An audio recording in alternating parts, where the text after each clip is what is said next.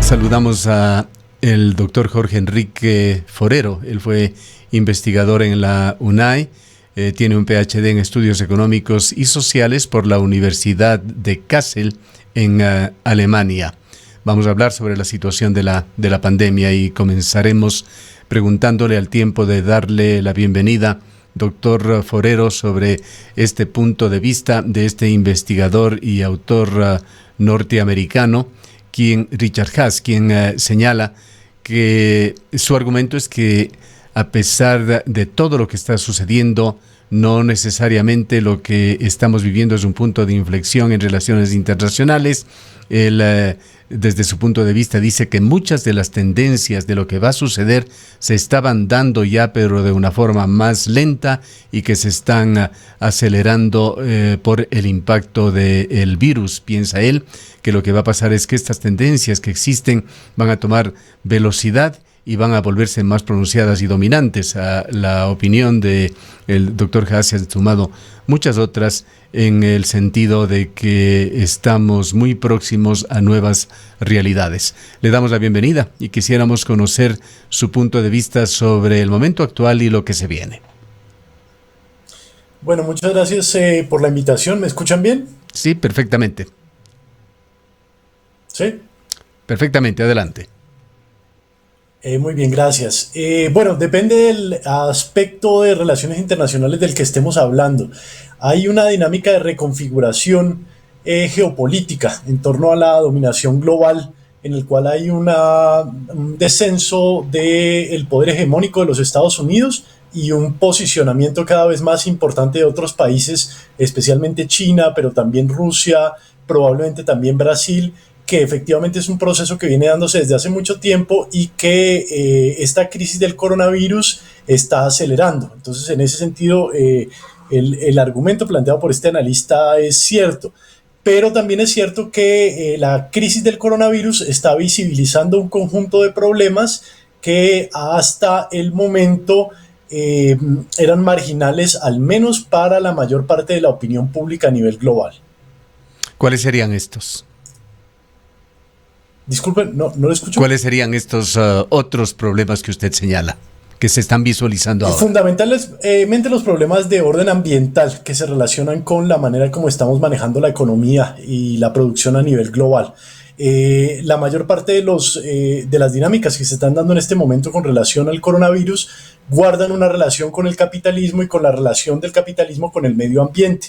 Estos problemas, aunque efectivamente ya vienen desde hace bastante tiempo, no habían sido visibilizados por parte de la mayor parte de los estados, por parte de la opinión pública y por parte de nuestras sociedades, y es algo que en este momento está cambiando de manera clara.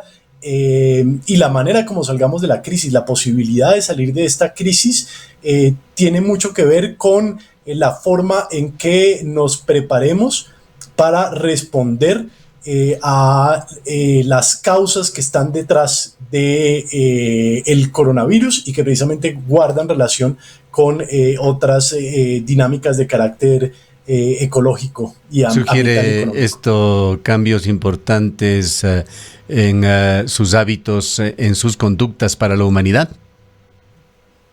Perdón, ¿puedes repetir la pregunta? Si es que sugiere esta situación cambios importantes en los hábitos y en la conducta para la humanidad. Ya lo tiene, ¿no? De hecho, ya lo tiene. No solamente la forma como estamos viviendo las dinámicas de consumo, y precisamente esto es lo que está generando un impacto económico tan fuerte, ¿no? Y se prevé que va a generar una desaceleración de la economía a gran escala. Sin embargo, tiende a haber un esfuerzo por parte de los gobiernos por reforzar esas dinámicas de consumo, por ejemplo, que de alguna manera están ligadas al crecimiento de la economía, visto como un factor positivo para la economía en su conjunto, ¿no? Entonces no hay una reflexión de fondo acerca de cómo deberíamos replantear la forma como entendemos la economía, cómo nos relacionamos y cómo planificamos la economía, y precisamente eso retrasa decisiones importantes que tienen que tomarse para enfrentar en un mediano plazo las consecuencias de esta crisis. En estos días se ha podido observar y cabe indicar que el doctor Jorge Enrique Forero nos atiende desde la ciudad de Cuenca, pues aún está en esta urbe, estuvo relacionado con la UNAI, lamentablemente entendemos por sus actividades académicas y la situación que sufre esta universidad, se encuentra ya de retirada, pero algunos días más en la ciudad de Cuenca y ha podido vivir mucho la experiencia que estamos viviendo los cuencanos y los ecuatorianos. Quería hacer énfasis en las prioridades que hemos tenido en nuestro medio, creo que ya dentro de cada hogar, dentro de cada familia, en lo personal, que son las necesidades básicas, y esto ha llevado nuestros ojos al campo, al aprovisionamiento de alimentos, de los productos agrícolas, a las emergencias que se dieron en forma inmediata a la instauración de este estado de emergencia en el país con el uso excesivo de agua. Se encendieron las luces de alarma aquí en la ciudad de Cuenca y trajeron también a colación la importancia del líquido elemento tan puesto en polémica por los proyectos mineros aquí en esta zona del país. Quisiéramos sus reflexiones sobre estos temas, a veces postergados y mirados por encima del hombro, es decir, considerados temas de segunda importancia, la producción agrícola, la importancia de la producción en el campo, en la tierra y el valor del agua. Bien, hay dos elementos que hay que tener en consideración ahí. Por un lado, sabemos que cada vez es más claro para nosotros cuán prioritario es el sector de producción agrícola, precisamente a partir de esta crisis. Ya sabemos que podemos prescindir de toda una serie de bienes de consumo, pero que el alimento lo necesitamos, ¿no? Entonces esto renueva la importancia del sector agrícola, pero al mismo tiempo sabemos que la producción agrícola tiene que ser llevada de manera sostenible, que es una reflexión que en el Ecuador y especialmente en ciertos sectores del Ecuador se tiene desde hace tiempo, ¿no? Entonces yo creo que ahí hay una reflexión y una conciencia bastante positiva. Ahora, esto nos lleva también a reconocer la importancia del cuidado de ciertos recursos naturales, como por ejemplo, agua, que como usted mencionaba puede ser afectada por la producción minera. Tanto en el caso del Ecuador como en muchos países latinoamericanos nos vamos a enfrentar ante una disyuntiva muy importante en el próximo ciclo político, y es que necesitamos reforzar los estados de bienestar. Necesitamos una dinámica muy distinta a la que está manejando en este momento el gobierno ecuatoriano actual, y necesitamos una inversión en sectores como la educación, en sector salud, en aquellos sectores que dirige el Estado. ¿Cómo hacemos para financiar el crecimiento de estos sectores? Ya sabemos entonces que no puede ser a través de la profundización de dinámicas extractivas como en el sector minero, como en el sector petrolero, y esto precisamente nos tiene que llevar a una reorientación política que muy probablemente va a ser un incremento de los impuestos de quienes más tienen, y estamos hablando de los grandes grupos económicos en el Ecuador, que es precisamente algo que no ha querido hacer el gobierno, por ejemplo, que muchos gobiernos en Latinoamérica están evitando en el momento, ¿no? ¿Cómo mira usted la situación próxima en Ecuador? No sé qué tanto tiempo ha estado usted en Ecuador como para conocer un tanto de cómo se mueve aquí la política, cómo han venido comportándose los gobiernos. Queríamos hacer relación de estos temas con respecto a las elecciones que se vienen ya en aproximadamente un año. Justamente en mayo tendremos que estar cambiando ya de presidente de la República y de las más altas autoridades del país. La pregunta es, ¿cómo va a afectar esto a los proyectos que presenten los candidatos para ocupar la presidencia de la República para hacer gobierno en Ecuador? Bueno, yo creo que muy probablemente va a haber una reconfiguración de los discursos, o debería haber una reconfiguración de los discursos. ¿Por qué? Porque en realidad todos los programas de gobierno que presenten los candidatos, las catas a las elecciones generales del próximo año, deberían girar en torno a cómo el país va a enfrentar no solamente la crisis del coronavirus, que puede en ese momento todavía estar vigente, sino la crisis económica y ambiental que se va a acelerar como consecuencia de esta crisis. Entonces esto debería llevar a una reconfiguración de los discursos que trasciendan el viejo discurso, o digamos lo que ya podría ser un viejo discurso que lleva en los últimos 4 años, que es precisamente un discurso en contra, o un discurso para prevenir el retorno del correísmo al poder, ¿no? Entonces yo creo que es muy importante empezar, que el electorado ecuatoriano empiece a mirar qué es lo que de manera concreta se está proponiendo en términos de la política pública, porque sabemos que a nivel global va a haber una gran desaceleración económica como nuestra generación no ha vivido, probablemente más fuerte que la que hubo en la década del 30, y es fundamental que sepamos cómo se va a enfrentar esa crisis y quiénes van a pagar esa crisis, y que no vayan a ser, como está proponiendo en este momento el gobierno de Moreno, la mayor parte de la población, la clase trabajadora, que es precisamente la que menos tiene y la que más necesita un apoyo por parte del Estado. ¿Cómo ha vivido usted, doctor Forero, en su calidad de ciudadano extranjero en este país, esta crisis del COVID-19? ¿Puede repetir, disculpen? No ¿Cómo ha vivido? Cuéntenos sobre su experiencia personal aquí en calidad de ciudadano extranjero en Cuenca y en Ecuador, el desarrollo de esta crisis. Bueno, yo llevo bastante tiempo acá en el Ecuador, y digamos que tengo pues una red de apoyo que me permite pues vivirlo de una manera relativamente tranquila, pero pues compartiendo la misma preocupación que tenemos todos, los ciudadanos del mundo, porque finalmente tanto la crisis del COVID-19 como la crisis ecológica que estamos viviendo, pues es algo que compartimos como humanidad, ¿no? Y en esa medida pues comparto las mismas preocupaciones como ciudadano global que tienen todos los ecuatorianos, todas las ecuatorianas y todos los colombianos, las colombianas, los latinoamericanos, ¿no? Que estamos precisamente enfrentando la misma situación. Con respecto a las tendencias que entendemos es parte de lo que usted desarrolla, investiga y trata profesionalmente, se van a generar nuevas tendencias de vida en el mundo, comportamientos drásticos en la condición humana, y esto lleva también a nuevas corrientes filosóficas. Hay muchos filósofos contemporáneos, modernos, que han captado el interés general de la ciudadanía. Uno de ellos, Byung-Chul Han, el filósofo surcoreano que desde Europa ha venido emitiendo sus criterios muy críticos con respecto a la sociedad actual. Tiene una de las obras más importantes, La Sociedad del Cansancio, y muchas otras más que seguramente usted conoce.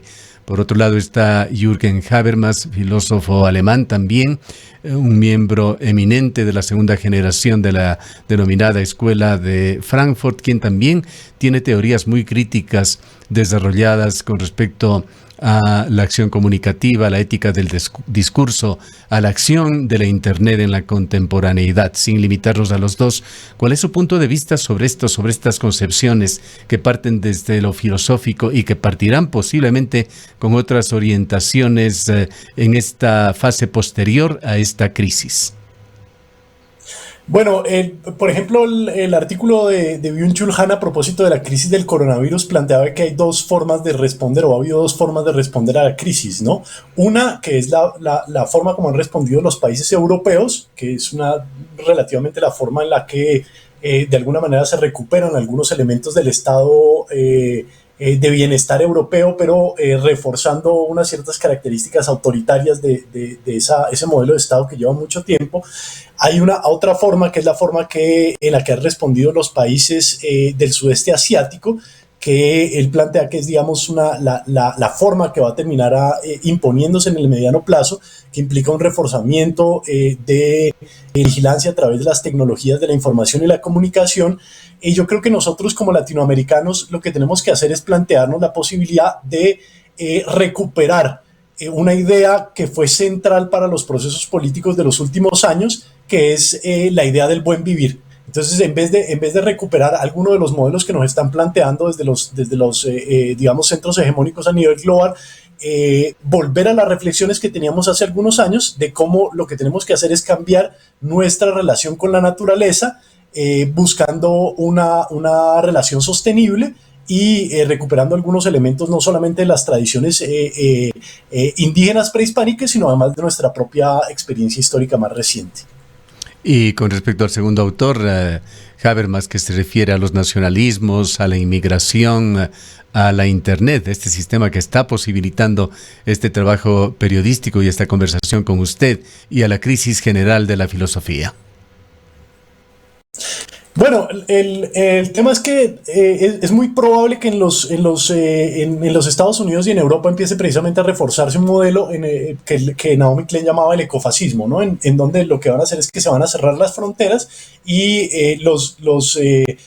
países más ricos se van a adaptar a los cambios climáticos y sociales que se están dando con los recursos que ya han acumulado en este largo proceso de 500 años de dominación capitalista. La cuestión ahí es cómo nosotros respondemos a este reto, y la única forma en la que podemos hacerlo no es como ecuatorianos, como colombianos, como brasileños, como argentinos, sino por lo menos como latinoamericanos. Entonces lo que tenemos que hacer muy probablemente es reforzar esos procesos de integración regional que tuvieron una fuerza muy importante durante la primera década del siglo XXI en la región, pero que trataron de ser desmantelados por parte de los gobiernos de derecha durante los últimos años. Doctor Forero, para finalizar, quisiéramos también, ya sin ponerle un cinturón en el cual moverse, sus reflexiones finales sobre esta crisis, su visión en lo que viene en el corto y en el mediano plazo. La esperanza mayor del mundo está en el descubrimiento de tratamientos profilácticos adecuados y del descubrimiento sobre todo de una vacuna. Esto va a terminar en algún momento, no sabemos si muy temprano o muy tarde, pero esto va a terminar y asistiremos a esa nueva fase de la reconstrucción de nuevas realidades. Lo que tenemos que tener en claro es que esta crisis del COVID-19 es una de muchas crisis que pueden venir si continuamos viviendo como estamos viviendo. Si seguimos consumiendo, por ejemplo, proteína animal como estamos consumiendo, si seguimos acelerando el cambio climático, vamos a encontrarnos con una serie de crisis que tienen exactamente las mismas características. Lo que tenemos que generar es un cambio radical en la forma como nos relacionamos con la naturaleza, y esto requiere dos dimensiones, ¿no? Por un lado, y vuelvo a reforzar esta idea, tenemos que apoyar proyectos políticos que den una respuesta a esta situación, que probablemente impliquen un reforzamiento del estado de bienestar, de la provisión de salud, por ejemplo, de la provisión de educación, de la transformación de varios sectores de la economía, pero por otro, una transformación de carácter ético, que nosotras en nuestra propia experiencia cotidiana reflexionemos acerca de la manera en que estamos manejando nuestras dinámicas de consumo, por ejemplo, y cómo esas están afectando el ambiente. ¿Cuál es su nacionalidad, doctor Forero? Y disculpe, debíamos haberle preguntado antes de este diálogo. Y cuéntenos también cómo se está viviendo la experiencia en su país. ¿Puede repetir, disculpe, la pregunta? Sobre su nacionalidad, de dónde proviene usted, y sobre cómo se está viviendo esta emergencia del COVID-19 en su país.